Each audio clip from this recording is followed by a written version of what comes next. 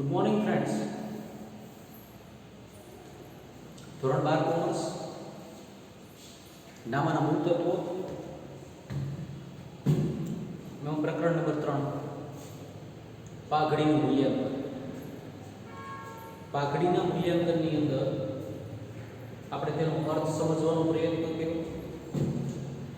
પાઘડીની અસર કરતા પરિબળોની આપણે ચર્ચા કરી. પાઘડીનું હવે મૂલ્યાંકન કઈ રીતે થાય તે અને પાઘડીનું મૂલ્યાંકન કરવાની જરૂરિયાત શું કામ થાય તે. પાઘડીનું મૂલ્યાંકન ત્યારે જ કરવું પડે કે જ્યારે ધંધાનું વેચાણ કરવાનું આવતું હોય ત્યારે સામાન્ય રીતે આ પરિસ્થિતિ જોવા મળે. પરંતુ એકાકી વેપારી પેઢી, ભાગીદારી પેઢી અને કંપની આ ત્રણ અલગ અલગ એકમો હોય. આ એકમોમાંથી એકાકી વેપારી પેઢી તો કે જ્યારે વેચાણ કરે ત્યારે, કંપની તો કે જ્યારે ખાનગી કંપની દ્વારા વેચાણ કરી દેવામાં આવે. પરંતુ આપણે ચર્ચા કોની કરીએ છીએ? આપણે ચર્ચા કરીએ છીએ ભાગીદારી પેઢીની.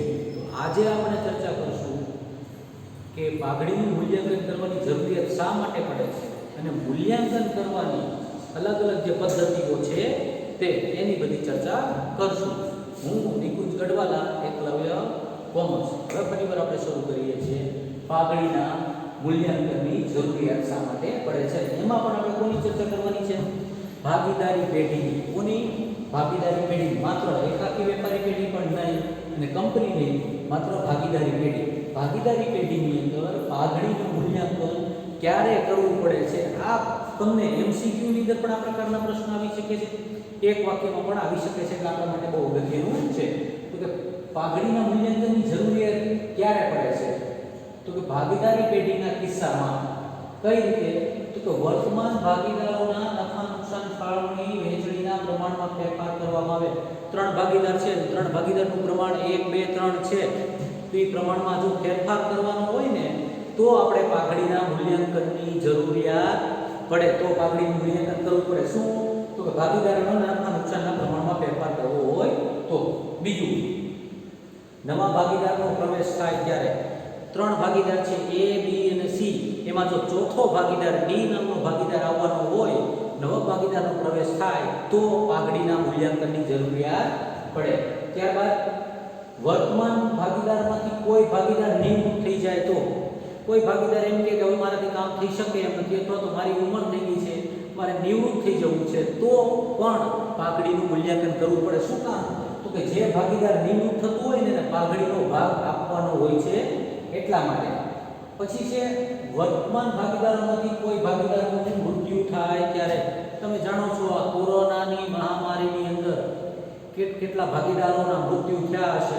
એ બધી જ ભાગીદારી પેઢીમાં શું થયું હશે? બધી જ ભાગીદારી પેઢીમાં પાઘડીનું મૂલ્યાંકન કરવું પડે. ભાગીદારનું મૃત્યુ થાય ત્યારે પણ આપણે પાઘડીના મૂલ્યાંકનની જરૂરિયાત ઊભી થાય છે. ભાગીદારી પેઢીનું કંપનીમાં રૂપાંતર થાય ત્યારે. તો તમને એમ થાય ભાગીદારી પેઢી એટલી સરસ આવતી એટલે થોડું કંપનીમાં રૂપાંતર કરી દેવાય. ભાગીદારી પેઢીનું એક મર્યાદા છે. અને મર્યાદા શું છે? તો કે કોઈ પણ પ્રકારની ખોટ હોય એ ખોટ બાકીના દરેક ભાગીદારે પણ ભોગવવી પડે છે. એટલે કે કોઈ એક ભાગીદાર નાદાર થાય તો બાકીના બધા ભાગીદારોએ પણ એ ખોટને સહન કરવી પડે. એને કહેવાય છે અમર્યાદિત જવાબદારી. ભાગીદારી પેઢીની આ એક મોટામાં મોટી મર્યાદા છે, એની છે અમર્યાદિત જવાબદારી. એટલે ઘણીવાર ભાગીદારી પેઢી દ્વારા ભાગીદારી પેઢીને કંપનીમાં રૂપાંતર કરવામાં આવે છે. જ્યારે કંપનીમાં રૂપાંતર કરવામાં આવે ત્યારે શું થાય છે? ત્યારે પાઘડીના મૂલ્યાંકનની જરૂરિયાત ઊભી થાય છે અને ભાગીદારી પેઢીનું સંયોજન થાય. ભાગીદારી પેઢીનું સંયોજન એટલે દાખલા તરીકે A પેઢી છે અને B પેઢી, આ બંને ભેગા થઈને કોઈ ત્રીજી પેઢી બનાવે છે. દાખલા તરીકે X પેઢી છે અને Y પેઢી છે, આ બંને ભેગા થઈને કોઈ નવી પેઢી બનાવે છે. એટલે કે બે કે તેથી વધુ પેઢીઓ ભેગી મળી અને કોઈ નવી જ પેઢી બનાવે એને સંયોજન કહેવાય. અને ત્યારે પણ પાઘડીના મૂલ્યાંકનની જરૂરિયાત ઉદ્ભવે છે. એટલે સામાન્ય રીતે એક વાક્યમાં MCQ ની અંદર આ પ્રકારના પ્રશ્નો પૂછાય છે. તો મારા ખ્યાલથી આ બહુ સરળ છે અને તમારા માટે અઘરું સરળ હોય છે. તો સરળ રહેવાનું જ છે ને, બરોબર છે ને? એટલે આટલું યાદ રાખી લેજો. અને હવે આપણે સૌથી અગત્યનો ટોપિક પાઘડીના પ્રકરણનો, પાઘડીના મૂલ્યાંકનનો. એની છે પદ્ધતિઓ. પાઘડીના મૂલ્યાંકનની પદ્ધતિઓ. હવે વિદ્યાર્થી મિત્રો આપણે એટલી બધી ચર્ચા કરી ને, એ ચર્ચાની અંદર એક બાબત બહુ સ્પષ્ટ થઈ ગઈ. પાઘડી એ અદ્રશ્ય મિલકત છે. બાકીની બધી મિલકતોની જેમ જોઈ શકાતી નથી, અડી શકાતી નથી, ભૌતિક અસ્તિત્વ ધરાવતી નથી. એટલે કોઈક દાખલા તરીકે તમે કોઈક મોટર કાર વેચવા માંગતો હો તો મોટર કારની કિંમત ઝડપથી નક્કી થઈ જાય. તમે કોઈક મકાન વેચવા માંગતો હોય તો મકાનની કિંમત ઝડપથી નક્કી થઈ જાય. કારણ કે શું છે? કારણ કે એનું ભૌતિક અસ્તિત્વ છે ને જોઈને તમે કહી શકો આની કિંમત આટલી આવે. પરંતુ પાઘડી એ શું કેવી છે? અદ્રશ્ય મિલકત છે. એટલે એની કિંમત નક્કી કરવી ને થોડું અઘરું છે. એટલે આપણી જે અલગ અલગ પદ્ધતિઓ છે એમાંની એક પદ્ધતિનું નામ છે મનસ્વી મૂલ્યાંકન, જે તમારી ટેક્સ્ટ બુકની અંદર પણ આપેલું નથી. એને કહેવાય છે મનસ્વી મૂલ્યાંકન. મનસ્વી એટલે કે નિષ્ણાંતો દ્વારા જ્યારે કોઈ પણ પ્રકારના ભૂતકાળના નફા ન હોય, ભૂતકાળમાં ખોટ જ હોય, કે ભૂતકાળના નફાનો કોઈ આધાર ન હોય, ત્યારે નિષ્ણાંતો દ્વારા નક્કી કરવામાં આવે છે એની પાઘડી કઈ હોય છે. પરંતુ આપણે આ અદ્રશ્ય મિલકતની છતાં પણ મૂલ્યાંકન કરવાનું છે. અને મૂલ્યાંકન કરવા માટેની જે અલગ અલગ પદ્ધતિઓ છે એ પદ્ધતિઓ દ્વારા જે પાઘડી નક્કી કરવામાં ને એ પાઘડી કેવી હોય છે? એવું નહીં કે એક્ઝેક્ટ જ હોય, એ અંદાજિત હોય, એના નજીકની રકમ હોય છે. એટલે કે હવે આપણે જોશું પાઘડીના મૂલ્યાંકનની પદ્ધતિઓ. ઝડપથી આ જો 2-3 શબ્દો બહુ અગત્યના છે. પાઘડી એ દ્રશ્ય મિલકત નથી, તેથી બીજી ભૌતિક મિલકતોની કિંમત જેમ સહેલાઈથી આખી ભૌતિક મિલકતોની કિંમત કેમ સરળતાથી આંકી શકાય એમ પાઘડીની કિંમત આંકી શકાતી નથી. એક કાલ્પનિક મિલકત છે. કાલ્પનિક મિલકત એટલે બનાવેલી મિલકત છે, હકીકત, કારણ કે એને જોઈ શકાતી નથી. તેથી પાઘડીનું જ્યારે પણ મૂલ્યાંકન કરવામાં આવે ત્યારે તે ખરેખર સાચી આંકી શકાતી નથી, પરંતુ તે માત્ર અંદાજ હોય છે. શું હોય છે? અંદાજિત રકમ હોય છે. પાઘડીના મૂલ્યાંકનનો આધાર પેઢીની નફો કમાવાની ક્ષમતા, ધંધાની નફો કમાવાની ક્ષમતા, ભવિષ્યમાં કેટલો નફો મળશે એ કમાવાની ક્ષમતા ઉપર રહી લે છે. તેથી ભવિષ્યની અંદર પેઢીને કેટલો નફો મળશે એનો આધાર શેનો? એના માટે શું આધાર કરવામાં આવે? કે ભૂતકાળની અંદર આ પેઢીને કેટલો નફો થયો છે તેને આધાર કરવામાં આવે છે. એટલે કે પાઘડીનું મૂલ્યાંકન કરવા માટે જુદી જુદી પદ્ધતિઓનો ઉપયોગ થાય છે, જે નીચે મુજબ છે. એટલે હવે આપણે જોશું બધી પાઘડીની પદ્ધતિઓ જોઈએ. જો પાઘડીના મૂલ્યાંકનની પદ્ધતિઓ આ મને આવું બધું મને આવડતું નહોતું. મને આપણે 11મા ધોરણ અને 12મા ધોરણના છોકરાઓ શીખવાડ્યું. જો કે સર આવી રીતે ડ્રો કરેલું હોય ને તો બહુ સરસ લાગે, તરત જ યાદ રહી જાય. આપણી પદ્ધતિઓ છે પાઘડીના મૂલ્યાંકનની પદ્ધતિઓ. પહેલી છે સરેરાશ નફાની પદ્ધતિ, એવરેજ પ્રોફિટ મેથડ છે. બીજું છે ભારિત સરેરાશ નફાની પદ્ધતિ, વેઇટેડ એવરેજ પ્રોફિટ મેથડ. આ છે અધિક નફાની પદ્ધતિ, અને આ છે કેપિટલાઇઝેશન ઓફ પ્રોફિટ મેથડ, નફાના મૂડીકરણની પદ્ધતિ. એટલે કુલ 4 પદ્ધતિ છે. એમાં આ 2 પદ્ધતિઓ બહુ સરળ છે. આમાં થોડી ગણતરીમાં આપણે ધ્યાનમાં રાખવું પડશે. એમાંથી આપણે હવે પહેલી પદ્ધતિ જોઈએ, સરેરાશ નફાની પદ્ધતિ. જો એવરેજ પ્રોફિટ મેથડ. મોટા ભાગે 10 ભાગીદારી પેઢીમાંથી 8 ભાગીદારી પેઢીની અંદર આ મેથડનો ઉપયોગ થાય છે, સરેરાશ નફાની પદ્ધતિ. શું કામ? તો કે ખૂબ જ પ્રચલિત પદ્ધતિ છે અને સરળ પદ્ધતિ પણ છે ગણતરી માટે. એની મર્યાદાઓ છે પછી ચર્ચા કરશું. આપણે જ્યારે બીજી મેથડ શરૂ કરશું ને ત્યારે આની મર્યાદા એટલે ખબર ને, આપણે બીજાની જે કાપતા હોય ને આપણે બીજાની કાપી આવો છે ને તેવો છે, આ પદ્ધતિની પણ જે મર્યાદાઓ છે એ મર્યાદાઓ આપણે આના પછીની જે બીજી મેથડ શરૂ કરશું ત્યારે. પરંતુ સૌથી પહેલા આ પદ્ધતિ કેવી છે? ખૂબ જ સરળ છે, ગણતરીમાં પણ સરળ છે, સમજવામાં પણ સરળ છે. સામાન્ય રીતે પાઘડીની ગણતરીમાં ખૂબ જ પ્રચલિત એટલે મશહૂર પદ્ધતિ છે. મોટા ભાગની પેઢીઓ દ્વારા આનો ઉપયોગ થાય છે. પાછલા 10-15 વર્ષ જોયું તો 10-15 વર્ષની અંદર પણ આ સૌથી વધુ આનો ઉપયોગ થાય છે. આ પદ્ધતિની અંદર શું થાય છે? તો કે પાછળના વર્ષોની અંદર જેટલો નફો કરવામાં આવ્યો ને એમાં ખાસ કરીને સામાન્ય રીતે આધાર કેવો લેવામાં આવે? 3 થી 5 વર્ષના નફાનો આધાર લેવામાં આવે. એ નફાની એવરેજ કાઢવામાં આવે, એમાં નુકસાન પણ ધ્યાનમાં લેવામાં આવે. એની એવરેજ કાઢી અને ખરીદીના વર્ષો એટલે કે ખરીદીના વર્ષો એ વેપારી દ્વારા નક્કી કરવામાં આવે છે. સરેરાશને નક્કી થયેલા વર્ષો સાથે ગુણાકાર કરીને પાઘડીની કિંમત નક્કી કરવામાં આવે છે. ફરીવાર 3 થી 5 વર્ષના નફો લેવાનો, એ નફાનો ટોટલ કરવાનો, એની એવરેજ કાઢવાની, એવરેજ કરી અને નક્કી થયેલા વર્ષો સાથે એટલે ખરીદીના વર્ષો હોય એની સાથે એનો ગુણાકાર કરી અને પાઘડીની કિંમત એટલે કે પાઘડીનું મૂલ્ય નક્કી કરવામાં આવે છે. અહીંથી સૌથી અગત્યની બાબત છે કે સરેરાશ નફાને કેટલી રકમથી ગુણાકાર કરવો તેનો આધાર ધંધાનો પ્રકાર અને પાઘડીને અસર કરતા અન્ય પરિબળો પર પણ કરે છે. અહીં આપણે નક્કી થયેલા વર્ષો તો કે ખરીદીના વર્ષો કેટલા લેવા તો કે એમાં એને અસર કરતા પરિબળો ક્યાં છે એને આધારે એ ખરીદીના વર્ષો નક્કી કરવામાં આવે છે. ફરી એકવાર સરેરાશ નફાને કેટલી રકમથી ગુણાકાર કરવો તેનો આધાર ધંધાના પ્રકાર અને પાઘડીને અસર કરતા અન્ય પરિબળો પર છે. સરેરાશ નફાને અમુક રકમ વડે ગુણવાનો હેતુ એ છે કે તેટલા વર્ષો સુધી વેચનારની મહેનતને પરિણામે ખરીદનારને વધારાનો નફો મળી શકે. એટલે કે જે વ્યક્તિ ધંધો ખરીદવા માંગતો હોય ને એ વ્યક્તિને એ વસ્તુ દર્શાવી શકાય કે સામાન્ય રીતે અમારો એવરેજ નફો આટલો હતો. અને એના માટેનું સૂત્ર છે કે સરેરાશ નફા અને પાઘડીની ગણતરીનું સૂત્ર નીચે મુજબ છે. સરેરાશ નફો બરાબર કુલ નફો છેદમાં વર્ષની સંખ્યા. તમારે ઘરે બેસીને જ્યારે લેક્ચર જોતા હો ત્યારે બોલવાનું. શું બોલવાનું? સરેરાશ નફો બરાબર કુલ નફો છેદમાં વર્ષની સંખ્યા. બોલો ચલો, મને ખબર પડે છો ને પાછી. સરેરાશ નફો બરાબર કુલ નફો છેદમાં વર્ષની સંખ્યા. આ કુલ નફો એટલે તો કે 3 વર્ષનો નફો આપ્યો તો 3 વર્ષનો, 5 વર્ષનો નફો આપ્યો તો 5 વર્ષનો, 4 વર્ષનો નફો આપ્યો તો 4 વર્ષનો. અને આ વર્ષ કેટલા વર્ષ આપ્યા? 3, 4, 5. અહીંયા જેટલા વર્ષનો નફો લીધો એટલા વર્ષની સંખ્યા. આ જે સરેરાશ નફો આવે એના આધારે પાઘડીની રકમ નક્કી થાય.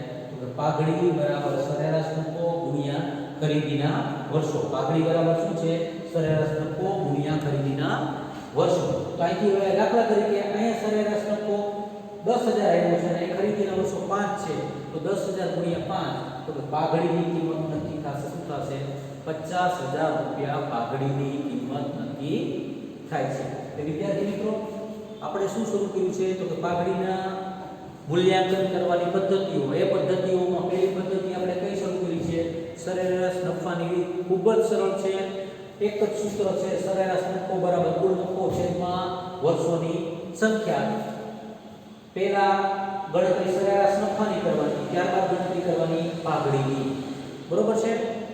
આના પછીના લેક્ચરની અંદર આપણે સ્વાધ્યાયનો દાખલા નંબર 4 અને સ્વાધ્યાયનો દાખલા નંબર 5 ની આપણે ગણતરી કરશું. અને હું આશા રાખું કે ઝડપથી તમને બધાને સમજાય જશે. Thank you. પાઘડીનું મૂલ્યાંકન. આની પહેલાના લેક્ચરમાં આપણે શું જોયું? સરેરાશ નફાની પદ્ધતિ. તમારા બધાની એક ખાસિયત છે શું કે સાહેબ દાખલો શબ્દો તો ઝડપથી સમજાય આવે. એટલે હવે આપણે સ્વાધ્યાયનો દાખલા નંબર 4 અને દાખલા નંબર 5 એને આધારે આપણે ગણતરી કરીએ. સરેરાશ નફાનું સૂત્ર શું છે તો કે સરેરાશ નફો બરાબર કુલ નફો છેદમાં વર્ષોની સંખ્યા. તો કે દાખલા નંબર 4 સ્વાધ્યાયનો દાખલા નંબર 4 છે. ભાવેશ અને વિપુલની ભાગીદારી પેઢીની પાઘડીની કિંમત જો છેલ્લા 5 વર્ષના સરેરાશ નફાની અહીંયા 4 વર્ષની ખરીદીના આધારે. કેટલા વર્ષની ખરીદી કીધી બરોબર સમજો? 4 વર્ષની ખરીદીના આધારે ગણવાની છે અને 5 વર્ષના નફાની માહિતી નીચે મુજબ છે. એટલે 5 વર્ષનો નફો એટલે આ 5 વર્ષનો નફો એટલે કુલ નફો આપણો થશે. આ 5 વર્ષનો નફો અને 4 વર્ષની ખરીદીના આધારે આનો જે સરેરાશ નફો મળશે અને 4 વર્ષ સાથે આપણે ગુણાકાર કરશું એટલે ભાવેશ અને વિપુલની ભાગીદારી પેઢીની પાઘડીની કિંમત આપણને મળે. ફરી એકવાર સમજી લઈએ. ભાવેશ અને વિપુલ છેલ્લા 5 વર્ષનો જે નફો આપ્યો છે એ નફાના આધારે આપણે શું ગોતશું? સરેરાશ નફો. અને સરેરાશ નફાને 4 વર્ષની ખરીદીની સાથે આપણે શું કરશું? એની ગુણાકાર કરશું. તો હવે ગણતરી કઈ રીતે થશે એ સમજાવી દઉં. સૌથી પહેલા આપણે સરેરાશ નફો ગોતશું અને ત્યારબાદ ગોતશું પાઘડી. આગળ ગણતરી જુઓ. જો સૌથી પહેલો જવાબ છે પહેલી ગણતરી શું કરી આપણે? સરેરાશ નફાની. કઈ રીતે સરેરાશ નફાની? તો 1 2 3 4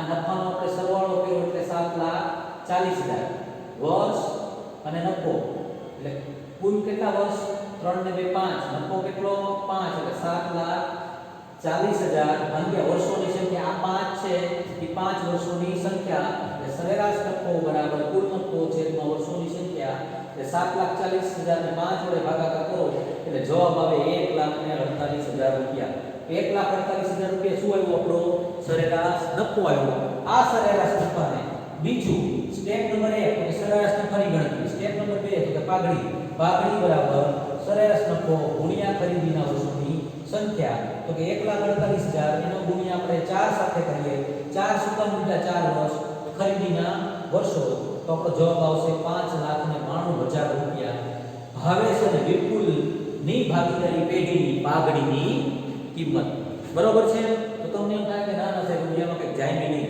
એકાદ દાખલો હજી વધારે કરીએ તારો એક બીજો દાખલો હજી હવે ક્યાં ભાગીદાર એવા છે મહેન્દ્ર અને પ્રવીણ એક ભાગીદારી પેઢીના 3/2 ના પ્રમાણમાં નફો નુકસાન વેચતા ભાગીદારો છે તેઓ નફો નુકસાન વેચણીનું પ્રમાણ બદલીને 1/1 કરવા માંગે છે હમણાં આપણે એક લેક્ચરની અંદર આપણે જોયું હતું કે જ્યારે ભાગીદારો દ્વારા નફા નુકસાનનું પ્રમાણ બદલવામાં આવે ત્યારે પાઘડીનું મૂલ્યાંકન કરવું પડે છે એટલે હવે પાઘડીનું મૂલ્યાંકન કરવું પડશે પાઘડીનું મૂલ્યાંકન કરવાનું નક્કી કર્યું ભાગીદારી કરાર મુજબ પાઘડીની રકમ છેલ્લા 4 વર્ષના સરેરાશ નફાની 5 વર્ષની ખરીદીના વર્ષો કેટલા લેવાના છે 5 વર્ષ કેટલા વર્ષનો નફો આપ્યો છે આપણે 1 2 3 4 વર્ષનો નફો આપ્યો એટલે 4 વર્ષની આપણે સરેરાશ કાઢશું સરેરાશ નફો મળશે સરેરાશ નફાને 5 વર્ષની ખરીદી આધારે આપણે ગણતરી કરશું એક બીજી બાબત સમજાવી દઉં જ્યારે કોઈ પણ રકમ કાઉન્સની અંદર આપવામાં આવી હોય એનો મતલબ છે નુકસાન છે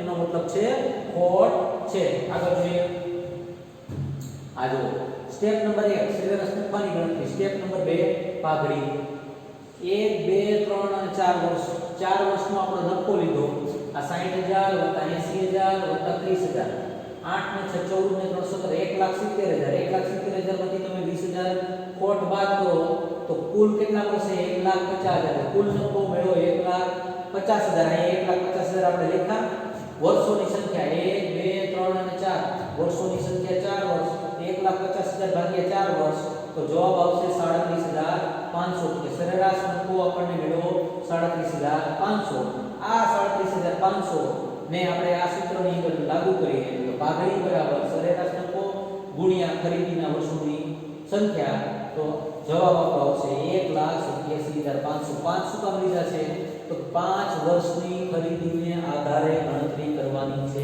એટલા માટે તો મિત્રો આ કઈ પદ્ધતિ હતી સરેરાશ નફાની પદ્ધતિ ખૂબ જ સરળ છે ધ્યાન એ રાખવાનું કે જ્યારે ખોટ આપી હોય ત્યારે ખોટ બાદ કરવી પડે દાખલા તરીકે અહીંયા 8 ને 14 ને 3 17 1,70,000 માંથી આ 20,000 બાદ થયા એટલે 1,50,000 વર્ષો તો આના આ જ લેવાના છે સૂત્ર શું થશે સરેરાશ નફો બરાબર કુલ નફો છેદમાં વર્ષોની સંખ્યા એટલે આપણને સરેરાશ નફો મળે અને ત્યારબાદ આવશે પાઘડી બરાબર સરેરાશ નફો ગુણ્યા ખરીદીના વર્ષોની સંખ્યા એટલે આપણે એના બે એક્ઝામ્પલ જોયા પણ તમને સંતોષ તો હોય જ નહીં તમે શું કહો કે સાહેબ કંઈક પ્રેક્ટિસ માટે થોડા દાખલા મૂકો એટલે હવે આજે મારે કંઈક દાખલા ગોતવો પડશે સરેરાશ નફાને લગતા દાખલા પાછા આ લેક્ચર પછી તમને પ્રેક્ટિસ માટે પાછા બીજા થોડા મોકલી દેશું જે ખાસ કરીને બોર્ડની પરીક્ષાની અંદર પૂછાયેલા છે બીજા કોઈ પણ પ્રકારના પ્રશ્નો હોય તો તમે કોમેન્ટ બોક્સમાં લખીને મોકલી શકો છો ધોરણ 12 ની અંદર આપણે આ ત્રીજું પ્રકરણ છે આપેલ આપણે ગુણોત્તર પૂરું કરી દીધું છે ભાગીદારી વિષય પ્રવેશ પણ પૂરો કર્યા છે YouTube ચેનલ આપણી નિપુણ 2020 પર બધા જ લેક્ચર આપણે જોવા મળશે જે ન સમજાય તેના તમે પ્રશ્નો તમે WhatsApp કરી શકો છો જે દાખલો ન સમજાયો એ પણ આપણને જણાવવા વિનંતી બીજા વિદ્યાર્થીઓ જે તમારા મિત્રો છે જે ખૂબ ભણતા હોય એને પણ આ લેક્ચર ફોરવર્ડ કરજો આપણે એમાં કોઈ પણ પ્રકારની મર્યાદા રાખી નથી એટલે કે એને કંટ્રોલ રાખેલો નથી થેન્ક યુ વેરી મચ